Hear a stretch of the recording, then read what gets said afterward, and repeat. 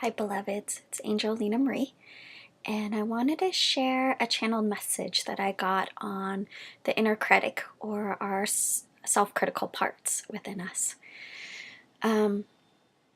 There's so much tools that are out there for that, like EFT and um,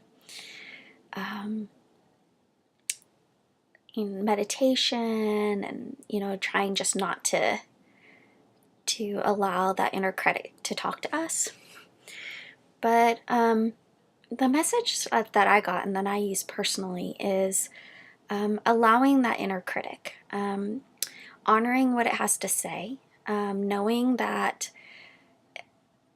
it has purpose. And the purpose is that the inner critic let us survive up until this point. Well, now it's safe for us to let that go. And the inner critic allowed for us to try and anticipate where threats were coming, whether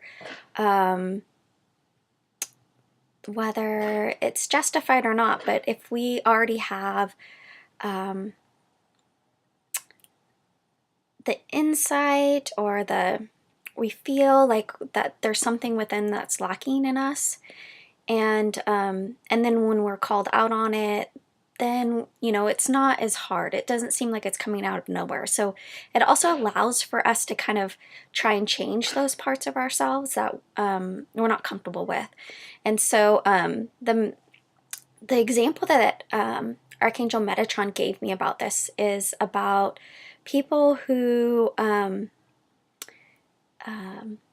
me too, that maybe feel overweight.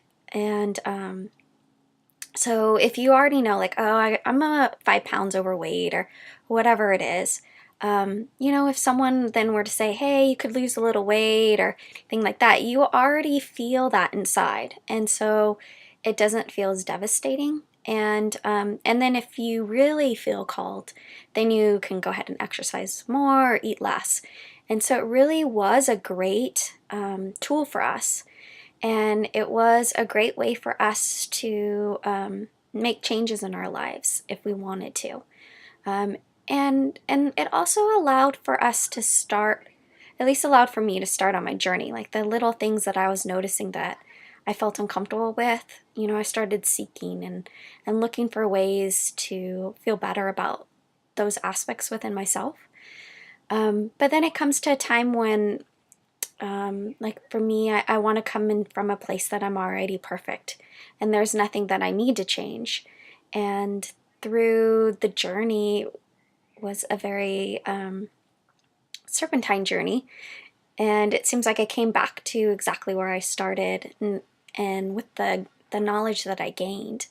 And it turned out to be a journey of self-love. And so the part of us that's self-critical doesn't really allow for us to love ourselves until we can accept that part of ourselves as well.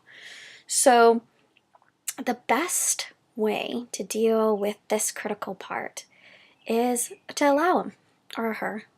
Mine's a him, I don't know why, but I allow him. I allow him to say the things that he needs to say, and I listen, and I honor him for his insights, and but I also remind him that that things are changing and that I want to live my life in a different way, and I give him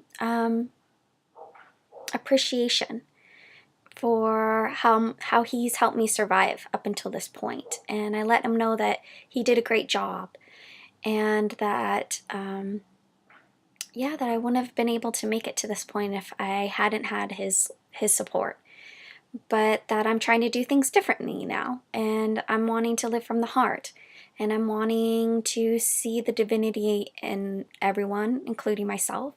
And it's difficult to do that if I continue to have him whispering in my ears about different judgments and stuff like that. But but there's an honoring. And at least when he feels honored, then he can take a break.